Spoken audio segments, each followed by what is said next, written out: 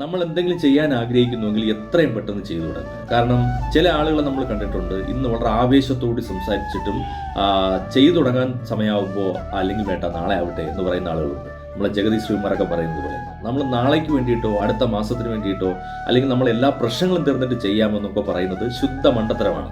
അതുകൊണ്ട് തന്നെ ദൈവം അനുഗ്രഹിച്ച് നൽകിയ അവസരങ്ങളെ എത്രയും പെട്ടെന്ന് ഒരു സെക്കൻഡ് പോലും പാഴാക്കാതെ ചെയ്തു തുടങ്ങുക എന്നുള്ളതാണ്.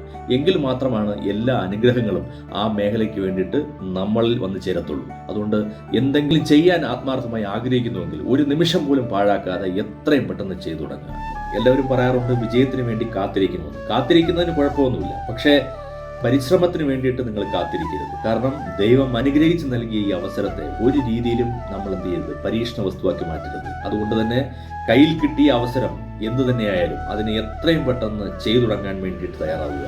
നിങ്ങൾ തീർച്ചയായിട്ടും ഒരു വിജയിയായി മാറുന്നത് നിങ്ങൾക്ക് തന്നെ കാണാൻ കഴിയും.